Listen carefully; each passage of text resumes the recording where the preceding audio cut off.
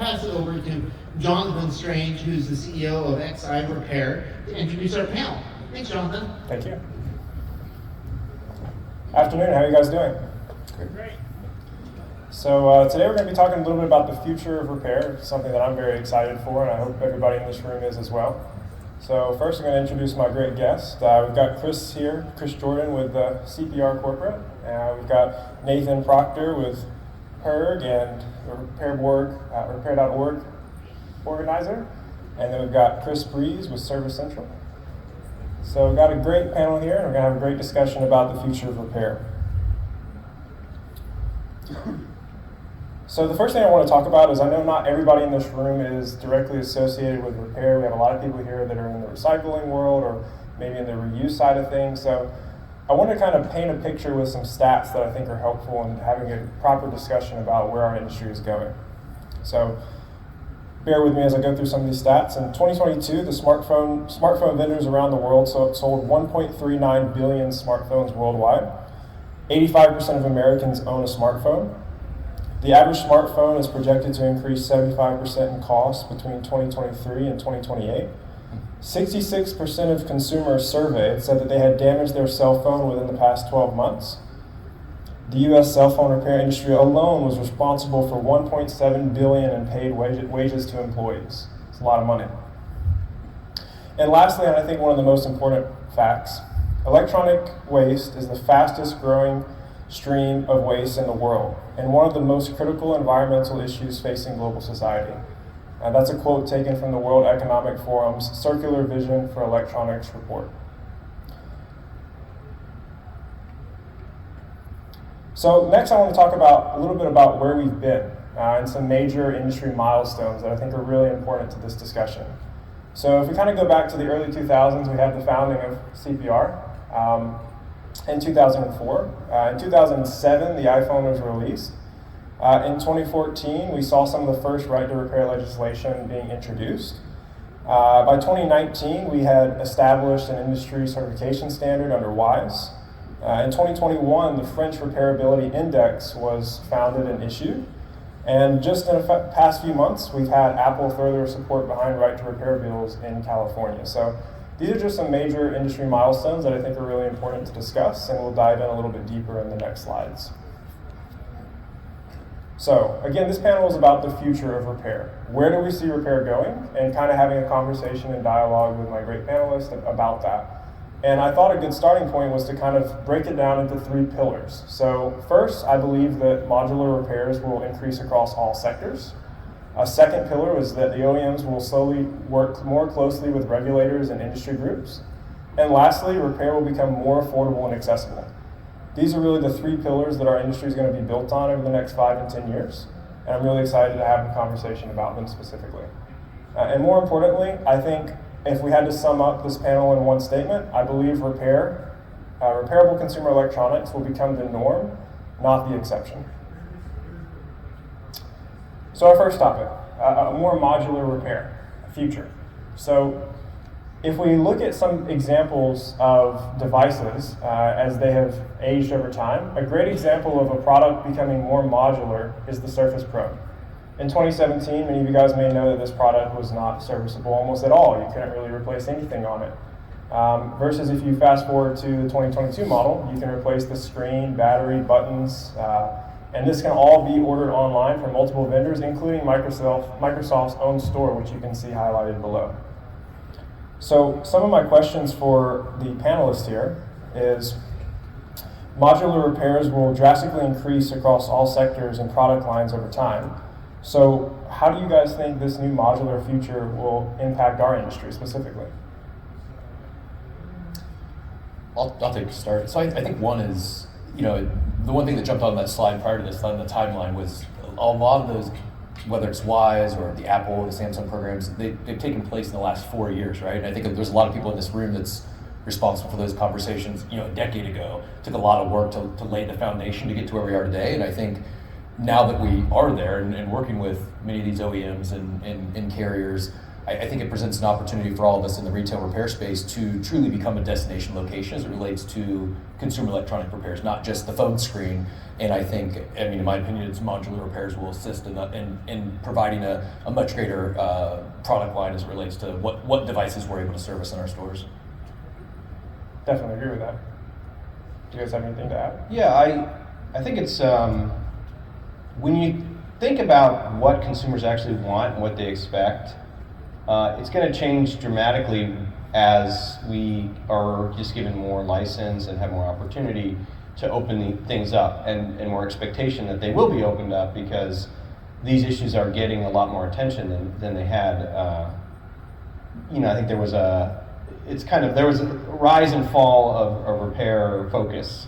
And if you go back to products when I was a kid, you could get all the schematics, and there's a McMaster car catalog. You could order every single part. You just go to the Radio Shack, and you're just hooked up, right? And that was how I grew up, and then kind of got out of that. And as that's coming back, it's like, what can you expect? And I think the more that people are actually looking at these things, the more they're going to expect a little bit of standardization between things and a little bit more modularity. And we're already starting to see that, right? So it's interesting, there was a project that some tech activists did, and you can look it up, called actdifferent.net, and they spoofed it. It's like a deepfake spoof of the latest iPhone launch, and they're announcing a completely circular modular phone, and they're reforming the Apple board to have a seat for planets and the mineral extraction workers, and I find it kind of charming. And I think it's just interesting that that's the thing, they made it totally modular, that's what they expect. And of course those products do exist, but we're starting to make those products.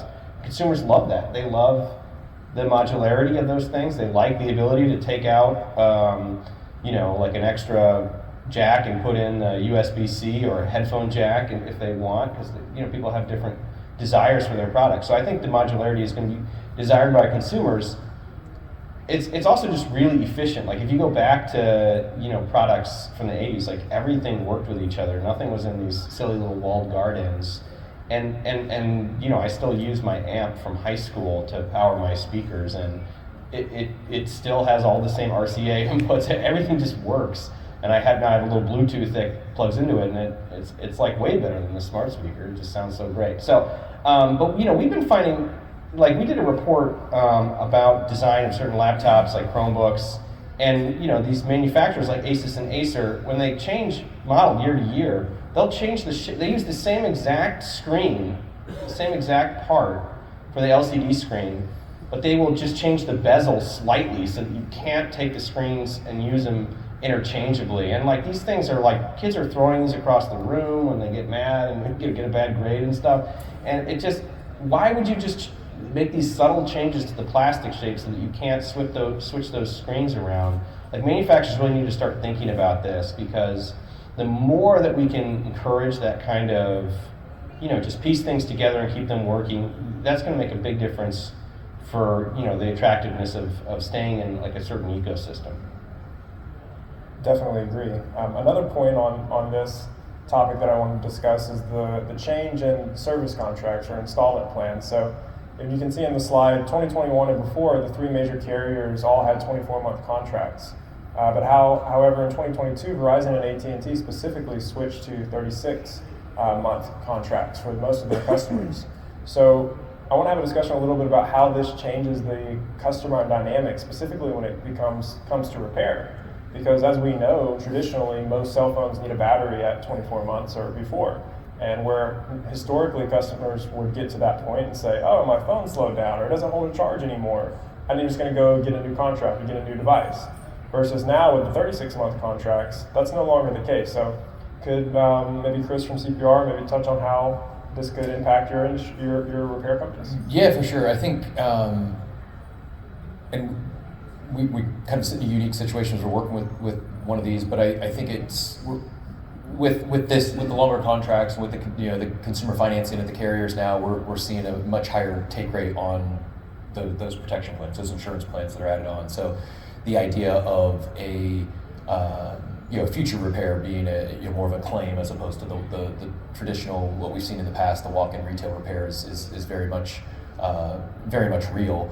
The one thing that you brought up, though, I think whether it's in that world or just to be cognizant of, and it probably sounds like 101 as far as repair retail goes, but you should be checking every battery that comes in the store. I mean, that's kind of some low-hanging fruit for upgrades there. Make sure you're educating those customers that, hey, you've got 70%, health on that battery. It's not only not going to hold as good of a charge. It's I thought affecting 70% was good. It's affecting the I hear that performance, every right? day. but that's exactly it, right? I mean, that's probably a 70% common is good. answer, right? So I think it's and again, I don't mean to insult anyone's intelligence. I know that's probably speaking down to most in this room, but I think someone said it earlier. It's like we've done so much in the last decade. We can't forget the basics, right? We can't forget how important it is to greet a customer the instant they walk in the door. We can't forget to really service them. Don't just do what they come in for, because often when they're coming into our shops, it's because of an accident. It's something they're not happy with. So going above and beyond and providing that, and maybe it is that battery test. They leave out there and their phone's functioning better, and that's something that they're going to remember, and they're going to come back and see you time and time again, not just wait until there's an accident and they have to file a claim. So I think it's going back to the basics, which many of us, I'm not saying all of us forgot, but a lot of us, maybe over the years we've forgotten the importance of that experiential retail that I feel got so many of us to the point we are today. And I think it's come full circle where that's, I think, of the utmost importance to not just deliver a great experience when they walk in our doors, but to build a relationship where they're going to keep coming back to. They're thinking of us as their tech professional, and they want to come see us for all their consumer electronics needs, not just when they break a screen. So I'm going to go to the other Chris, my Service Central Chris. Yeah. So, we've seen over the last, 3-4 years that consumers are holding their devices longer, right? I mean, I still have an iPhone 12, right? And I think Michelle mentioned earlier in one of the panels that it's up to 34 months now. So 34 months, 36-month finance, it makes, kind of makes sense, right? But when it comes to service, I think consumers end up, you talk about 75% or 70% battery life.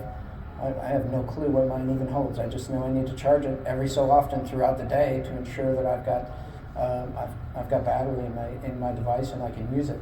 So I think it becomes more important on how consumer education and what their device should be capable of doing, right? And those consumers not accepting the fact that, I've got to keep it for 36 months and I've got to live with the fact that it only has 70% battery life. I think it's easy to say that there's a percentage of consumers that have never gotten something repaired that are now being forced to, whether they want to or not, right? They were kind of in this mindset of, you just throw that away. That's not, you don't reuse that, you don't get a new battery in it, it's just you get a new one. And I think these longer contracts, as well as just holding them for longer because they're more expensive, will inevitably lead to more repair from consumers that may have traditionally not done so. Absolutely. Yeah, and I don't think you can discount disruptive events, right? So how many people found out about iPhone battery replacements for the first time when Apple offered them for $39 because they got caught throttling the processor because the phones required a battery repair? And that totally changed the way consumers expect to handle those devices. Things happen in the world, right? And that changes how people react to things. It was true during COVID. What did people learn about repair when they could not source? I was talking to the guy who fixed the refrigerator in my house. They could not get new refrigerators in for 10 months. So all of a sudden, their business is exploding. Everyone's at home, everyone's cooking more, all those kitchen appliances are being used way more, and you don't know what's going to happen that puts some pressure on the world, but we know that pressure will expose that repairing the things that we already have is a pretty smart thing to do, and that there are problems with the way that we've designed and deployed the technology that we use that make that harder than it should be. And people are gonna call advocates like me on the phone and say, hey, I tried to fix this thing and it wouldn't be fixed. And now all of a sudden I've got 30 or 40 of those stories in 24 hours.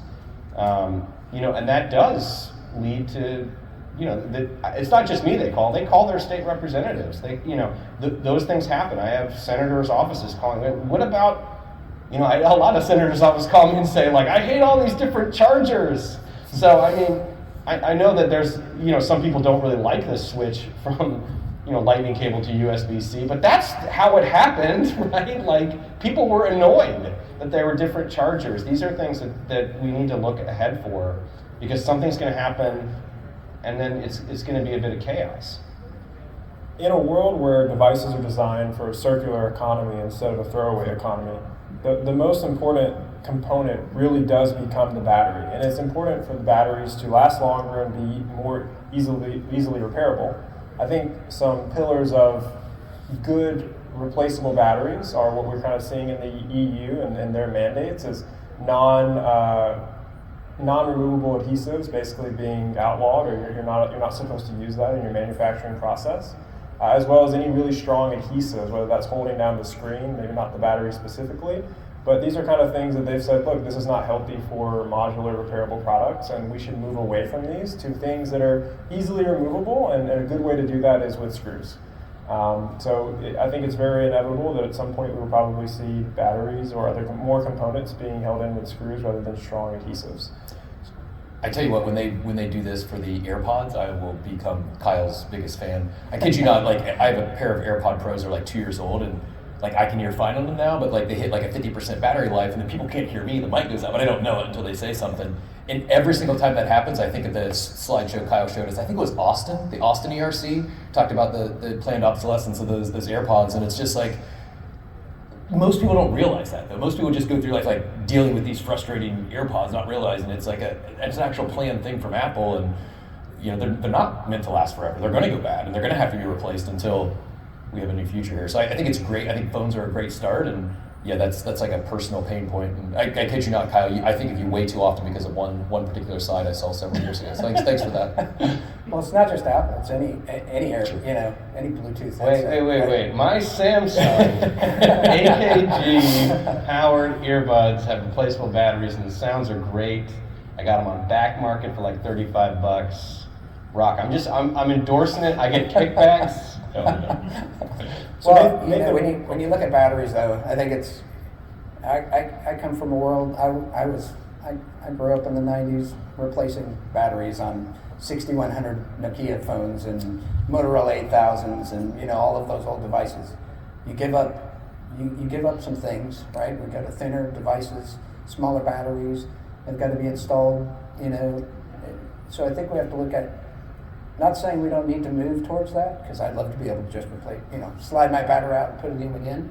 But are we willing to give up some aesthetics, or what are we willing to compromise to be able to get a more simplistic battery replacement? Because I'd compromise my back glass to be able to slide off a battery and slide a new one on, right? And I'm sure a lot of people would. Well, I think it's an important trend, right? And we're not just seeing it in our industry for everybody in this room. We're seeing it across the board, right? Like, I was in a gas station the other day, and I saw the vape pens that you could buy that the customer was asking, can I get a battery replacement for this, or how do I charge it? And they said, oh, you can't charge it. What? I buy the vape pen and I don't get the cartridge? No, it's a one-time use. So I think products like that are going to slowly be phased out over time, and they will probably seep into our industry. Those are actually illegal to sell. Just in case you're wondering. But yeah, no, I think it's a very good point. Even though it's illegal to sell a disposable vape pen, it's not an approved product by the FDA. We're seeing it, right? And we have a problem in this marketplace where it's like we have a proliferation of new things, and some of those things are dangerous and bad, and some of those things are designed badly, and we have to have good products that last, and we also have to have standards for the products that we have, so that we don't have like disposable stuff that also burns down apartment buildings. And we're not going to go back to a world in which there's not a lot of battery capacity all around us. That world is not, we're going to have high-powered batteries around us for a long time, and we need a sensible way to manage it. Like, just make, use, toss. That system is not going to hold. And yeah, it's true for cell phones, but it's true for everything. I think I think there's going to be a lot of opportunity in that battery space, because a lot of our stuff is going to run on batteries. Okay. Well, I think we can all agree that the future is modular, and that kind of brings me to my next point, which is regulatory tailwinds. So whether you agree or not with the government mandates being passed left and right in our industry, it doesn't change the fact that they exist. It doesn't change the fact that they exist and will continue to develop. But it's our job as an industry to adapt, otherwise we die, right?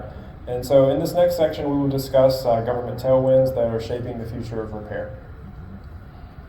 So the first one being the circular economy.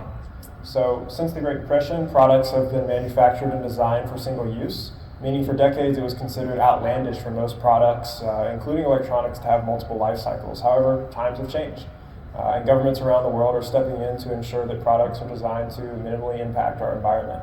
So Nathan, what are some of the regulatory changes you see coming, and how does it relate to its impact on the environment? Yeah, it's a great question. I mean, it's funny, when Sarah sent me the title of this talk, like, how will the market shift? I was like, we're shifting the market, right? It's like, where's the active voice in that? Like, we decide what the future is, and then we try to create it with our, we try to create it. And so, it's not that the circular economy will just happen to the world. It's like, it just should happen.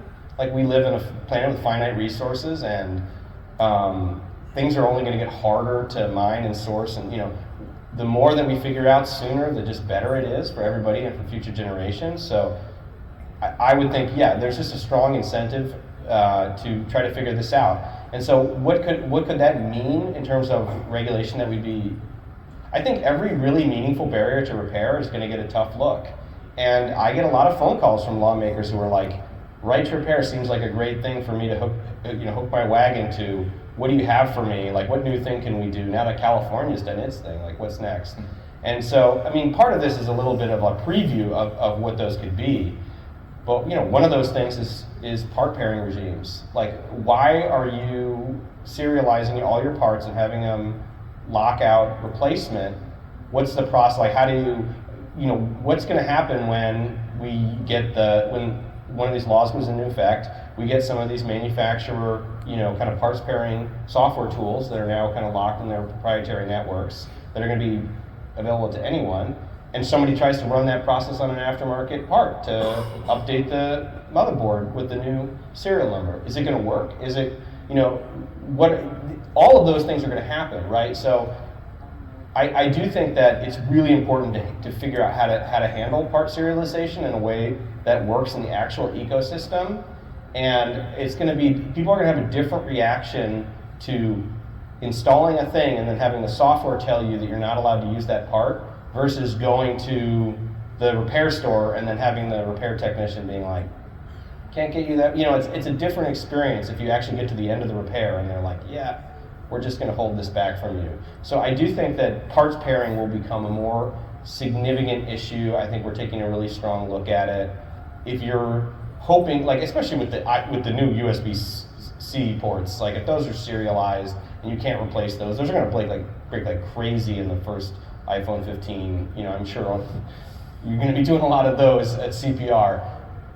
If that's a big hassle and you can't get and Apple runs out of parts and you can't get an aftermarket part for that, like, people are going to be upset. Like I said, crisis tends to make big changes in customer expectations. You get some news story that sticks through the clutter, people are going to remember that. So another major tailwind that we have is the French Repair Index. So in America, and North America specifically, a lot of consumers are not aware of this because they're not affected by the laws. But in Europe, specifically France, we have a repair index, for those that are not aware, that the government has mandated that scores products on their repairability 0 out of 10. 10 being the best, 0 being the worst. And this little score that you see is put in every retailer and even online, Apple's website in French. If you see in the French bottom, and English. French and English. So, but I just mean you won't see this on apple.com US. It will be apple.com in France, right? Yeah. So if you look in the bottom right-hand corner, you can actually see their scoring criteria. This was pulled for the iPhone 15 directly from Apple's website. So before the phone is even out for everybody to buy in your local stores, you're going to be able to see these scores. And I do think it impacts consumer behavior and how they choose their products. I put in the top right-hand corner, you'll see an Energy Star label, because I do think there's a lot of similarities in how that program in the US was shaped and how it affected consumer behavior, right? And I think there's some similarities between that and this repair index. So Nathan, could you maybe touch on this? I know you're very familiar with the repair index. Yeah, I mean, nobody walks into the Best Buy and thinks, oh, I'm just going to buy something completely unfixable today. But what kind of information does the consumer have to tell them anything about the way it's put together, whether or not the manufacturer has thought a lot about repair or not? And then you only find that out when you break something and then the repair technician is explaining to you just how difficult it is, or you luck out and you buy something that's fixable. So how can we get that information into the hands of consumers? The French came up with this system. It's very similar to like the iFixit repair scoring system. It's just mandated. And so basically the way it works is there's this spreadsheet that you fill out to score the product. It's a self-score from the manufacturer, and then the French government requires retailers to post it at the point of sale, either online or physically in the store. And so I think it's important to just note, because it just goes to show the way that we're moving. Again, you don't have to agree with all of these things. You don't have to say this is what I would do, but it just shows that it's undeniable that this is where our industry is going, and it's important to take note of that. It's only a matter of time before America and North America has something similar. The European Union, correct me if I'm wrong, Nathan, but I believe they've announced that they will most likely in the next year make it for all of the European Union if it passes. They have legislation for that. So, I think, I was going to say, I think one of the things that'll help drive this as well is the reuse piece, right?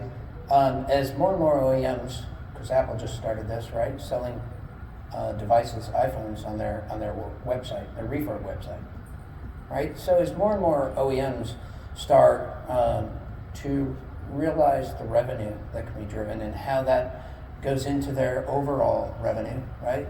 They're always trying to protect that revenue. We don't want to repair it. We don't want to resell it because we want to sell new. But as soon as they start to understand where those devices can be resold and the value that goes along with it and how they can incorporate that revenue into their overall company, that's going to help drive some of that, more of that reuse and more of the repairability. Because if they can repair it at a much lower cost and they can resell it at a much higher cost, low investment, high returns, right? I think that's something that OEMs are going to have to start looking at as a whole. And today they're separated regionally, right? So you're not selling an iPhone, let's say an iPhone 8 in the U.S. as much as you'd sell it overseas. But if they looked at that revenue globally and said, oh, we'll take all these 8s and 10s and move them overseas and consolidate that revenue, I think that would help drive some of that reuse. Very good points, very good points. So Nathan actually provided this and wanted to talk a little bit about kind of the different products on this index and how they're... We took all the French scoring system that was available, and we created scorecards based on the data that was in those. We just went across hundreds of products from major manufacturers, and then we just made these scorecards of who makes the most repairable things according to the French score, and then those little gray arrows represent the change in score between last year's the 2021-2022 review. And you can see that the repair scores have resulted in kind of big improvements, like across the board. A lot of people going up and making the iPhone 14 was so much more fixable than the iPhone 13. You see Apple leaped up there in terms of its repairability. The other piece is that the French repair score gives you points for providing parts and tools and service documentation. And so, almost quickly, you could, if you spoke French, you could get Samsung service manuals overnight because they got points in the score for that. And I think it's a good example of how, when you set the goal, we want products like this. I think manufacturers are going to try to engineer them the way that, they're engineers. They have objectives, and they're good at designing things that fit those objectives.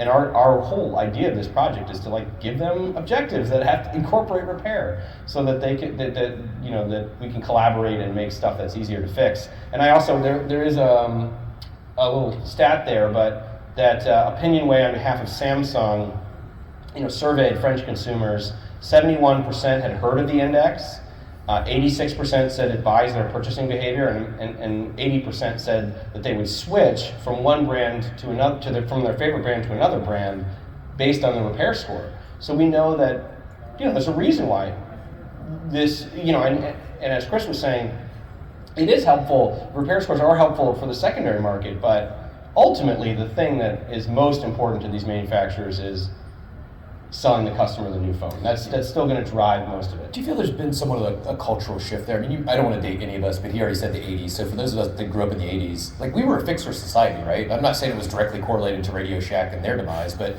we went from a fixer society where we would just tinker as things. Like that was part of the fun of getting a new electronic was we'd break it apart, right? And then I think we got into this high tech era where the next model we went through a few years of everything it felt like was exponential advancements on the model before. So now it's like what are they gonna improve? It's just slight incremental advancements where I feel like, and simultaneously it feels like the society is much more interested in repairability, resale, being conscious of the e-ways. So is that, I mean, are you seeing that as well? Some cultural shift to not so much? I think we are seeing that. But when I think of it, like, it's hard for me, I mean, culture is a hard thing to understand, right? It is millions of things at the same time.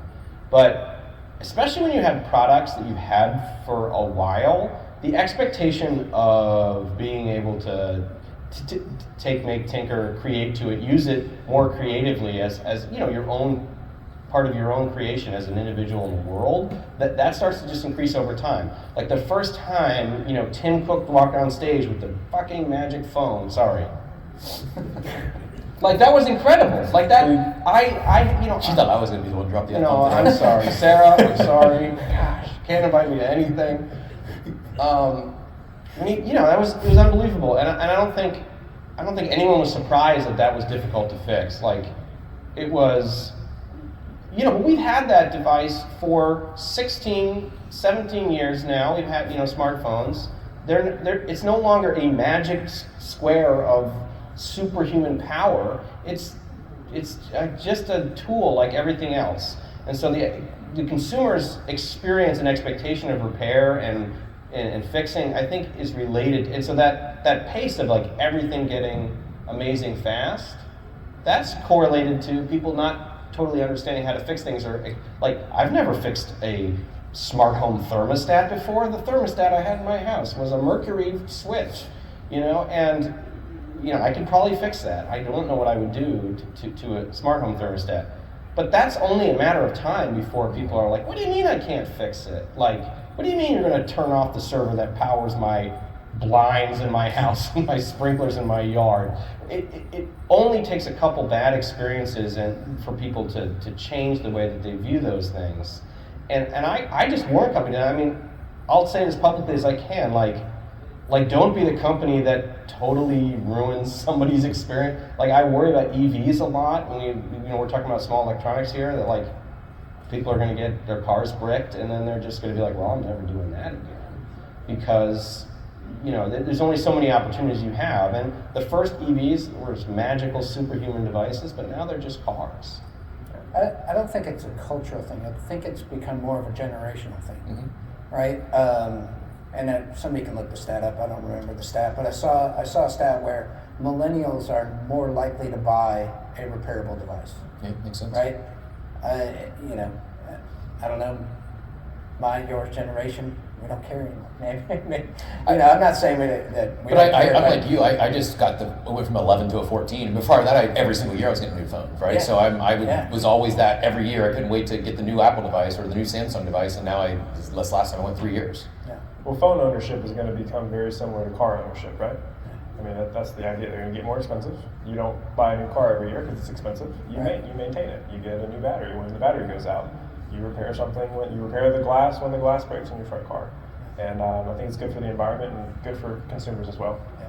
So on that note, there's some standardization that we're seeing across the world. Obviously, the USB-C mandates in Europe have clearly had an impact. The iPhone 15, as we've seen previously, now has a USB-C. I think we've already talked about that on stage. But some of the other things that have not gone through yet that are kind of on the horizon in multiple jurisdictions are software upgrade minimums for at least 5 years. and then the availability of critical repair parts within 5 to 10 days of availability and stocked for up to 7 years. These are kind of things that I'm seeing whether in the European Union or India or other countries. So maybe could you guys talk a little bit about how this impacts the repair industry as a whole and kind of the impact on the environment? Make sure you're stocking USB-C cables. Yeah. Anybody? Beyond that, I think just kind of like what we've been talking about. I think it's all these little things. I think will lead to mass awareness of repairability, and that they should be able to upgrade their devices after a few years after the fact. They should be able to get replacement parts. So I think we talked really about education. I think that's what it's not one thing. It's not like I guess maybe Apple can come out with their keynote and say something that alerts the masses. Otherwise, I do believe it's going to be a combination of all these little things that over the next few years will just educate the masses that we all are a very viable option for them to extend the life of their devices. We've told many of our customers at our service center in Alabama, where I'm from, the company that I own, for years the easiest way to explain the difference between an Android product and an Apple product has been the USB-C versus the Lightning cable. If it has a Lightning cable, it's an iPhone. So when the iPhone 15 was announced, my phone was being blown up by my employees saying, what are we going to do? How are we going to explain this to the older generation now? They're going to walk in with an iPhone, they call us and say, what do we have? And so it's a funny note, but I think standardization is the right thing, and I think we're moving in that direction more and more. Yeah, I want to say one thing about standardization, because I think it really is a result of collaboration. And as we it seems like there's just more collaboration happening between the users and the technicians and the manufacturers. I think standardization is a likely output, and it should be, because it makes efficiencies, critical efficiencies. I think it's also communication, right? How things communicate with each other, and the transition of 5G and the Internet of Things, and we'll continue to see that. It'll be interesting to see how standardization affects the products that are repaired. And on that note, I wanted to ask Chris with CPR, are there any current, so if we look at like the Microsoft tablets, for example, they're serviceable. They're very similar to iPads or some of the Samsung tablets that are not necessarily repairable. And so is there any particular models like that, maybe tablets or iPads or other products that come into your CPR stores that, hey, as customers say, hey, look, I thought this was repairable, and why can it not be fixed? Like, tell me a little bit about those conversations, and what products specifically are you seeing that conversation happen the most with? Sure, great question. I'm not as close to that as some would be, but the one we hear the most would be like the order surfaces is a great example that you already talked about earlier. I think one of the benefits, and it doesn't have to be in a franchise network, right? It could be, Sunday was up here earlier with iPad Rehab. I think partnering with others, if you're not going to offer a particular repair, there's someone else in this industry, probably someone in this room that does, and build those relationships while you're here this week, right? And whether it's you have a master network, network of master technicians, or you build some relationships here and someone that does data recovery, or someone that works on models that you don't work on. If it was my shop, I'd never want to tell someone that came in to see me that they came to see us because they thought we could fix their technical issue, and we'd say, no, sorry, we can't help you. Unless it's truly unrepairable, we would like to be able to, if it's not in that store, route it to another technician who could resolve the issue to where we're able to one-stop resolution for the customer. The last pillar of the future of repair, in my opinion, is that repair will be more affordable and accessible. I think this is a very important, probably the most important pillar, because if repair is not easily accessible to consumers, they won't opt for it. And if it's not affordable, then they won't opt for it. If the alternative of just buying a new one is, if the screen replacement's $800 and the new phone is $900, then most consumers are going to buy a new one. So I think these are two really important points that I want to hammer in and discuss a little bit specifically about how we can change that. So the fastest growing repair segment, which is really dear to my heart as an independent repair company, are these independent channels. We know that self-repair is not super popular. Most consumers are not going to order the parts and try to fix it themselves, even though they should have the right to. And we know that the authorized channels are nowhere near as big as what the independent community has created today. So some of the programs that have been launched recently, like Samsung's Independent Service Provider Program and Apple's Independent Repair Program that's been out for quite some time, are just two ways that we can give the tools and parts that are necessary to independent shops like myself to succeed. And so far, I can speak for myself, they've been really successful in our shops. There's definitely some leg room for improvement, but we're going in the right direction. And it's really important to note that this is the fastest growing segment. Apple, when I had a conversation with them in Nashville, they said that there was around 2,000 independents in their network, which makes it much larger than their authorized network. And that's very, very similar to other industries. If we look at the car repair industry, 70% of car repairs that are done out of warranty are done in an independent shop. Most out of warranty repairs, most service centers are owned and locally owned and operated. And I do think that's the biggest future of our industry. So on that topic, maybe do you guys have anything to add and how you can see this affecting independence? I would agree, it's a game changer. Don't if you maybe gave it a try and stubbed your toe, or you got some pushback from your technicians, don't give up. It is different processes, but it's well worth taking the time to understand and get through the learning curve of those processes, get through the trainings and certifications, and I agree it can be a game changer. I think a lot of people in our industry have been skeptical of working with the OEMs, but one of the conversations that I like having with small mom and pop shops is that, look, if you want to make a change, you have to join the program and make your voice heard. And so I think if anybody out there isn't independent, explore the program. Feel free to talk with me afterwards. I'd be happy to maybe dispel some of the misbeliefs. But I think working alongside the OEMs and starting to have these conversations, can't stop pressing this button. Having the conversations about how we can improve the programs is probably one of the most effective ways to get the improvements that we need from them. I think it's also the side effects. It's up the level of operational excellence at a store level, from technicians to managers. It forces the operational excellence, and it's made the other aspects of those businesses even more healthier. I tell this story all the time, but I'm in Montgomery, Alabama, which has a lot of rural farmers around it.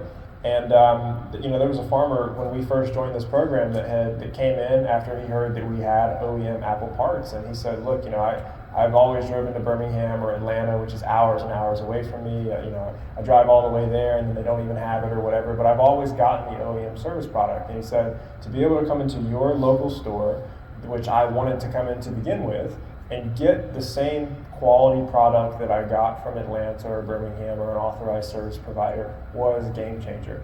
And that customer was so happy, just seeing him thrilled that he saved time and saved money and resources and energy and was able to get right back to the farm and go to work within an hour to an hour and a half versus having to waste a whole day is huge for a lot of people. And so I think, again, this will be the fastest growing network of repair service providers in the country going forward. And I'm really excited to be a part of that. So we talked about in the beginning of this how more modular repairs are the future.